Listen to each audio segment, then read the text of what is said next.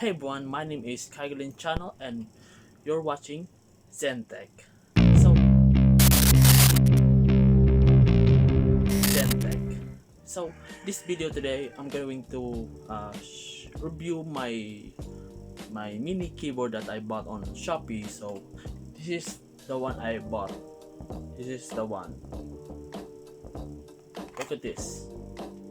It has its own battery that look like you can fit it on your mobile phone, your small phone. It will, and it has a Bluetooth like this. It's not a Bluetooth type of thing, like you don't need to use this as and will connect on your phone direct, but this one is USB.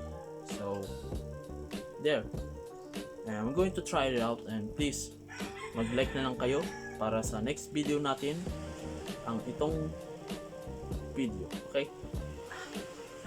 Wala akong masasabi talaga guys. So, ito na nabili ko. Yung controller lang yung pang laro baga, but mas gusto ko ito guys para mas easy pag ano ka lang, may pipindot-pindot ka lang ng mga mga sa keyboard. Kung malayo ka na nag-aano ka lang, like ito baga, kunyari nag-relax lang and yung gusto manood ng movie sa yung nakahiga ka lang dyan sa higaan mo or sa bed mo, nakahiga lang, yan lang, and relax ka lang, nanonood ka lang ng pinapanood mo dyan sa TV. Ayan, so ito try na natin, mag-like na lang kayo and let's start again. Alright guys, this is the keyboard.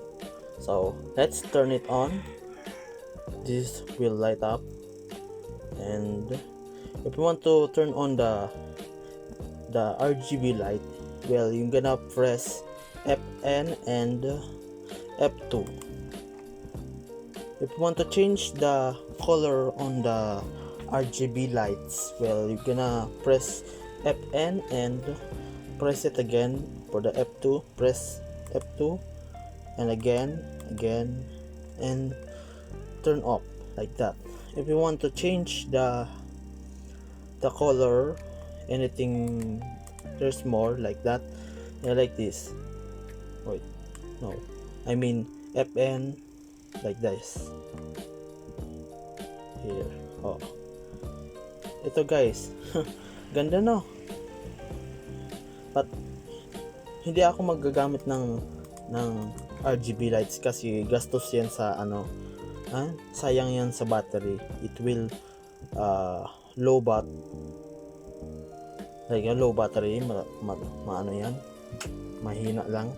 So yan, so, ito try na natin dyan i-connect sa PC para itong USB connect natin dyan sa laptop ko.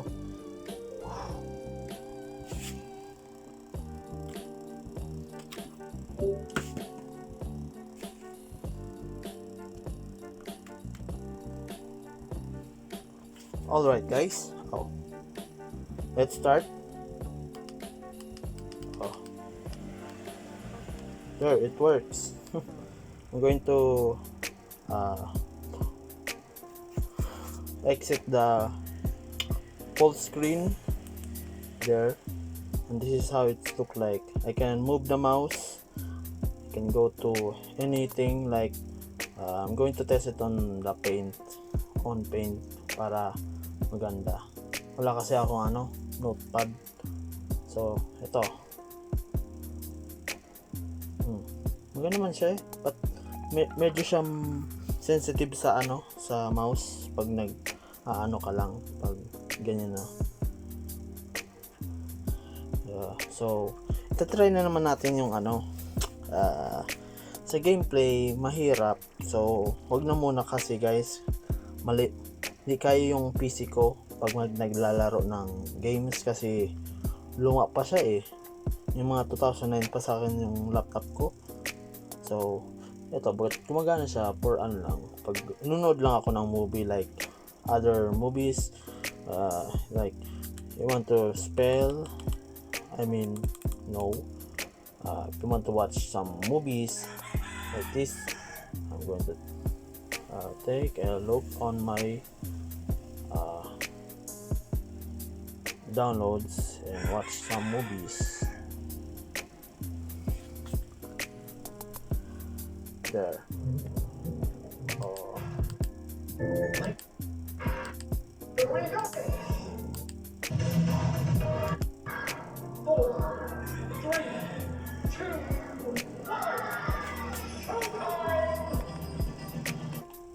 There guys, sorry I have to show this because I won't.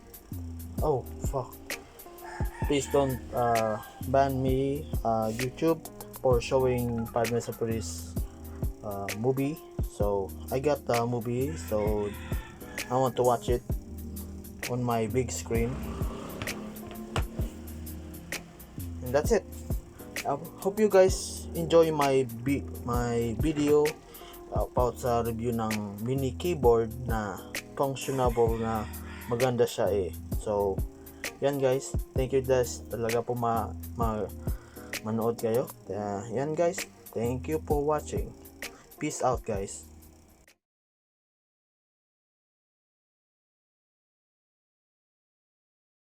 Zentech.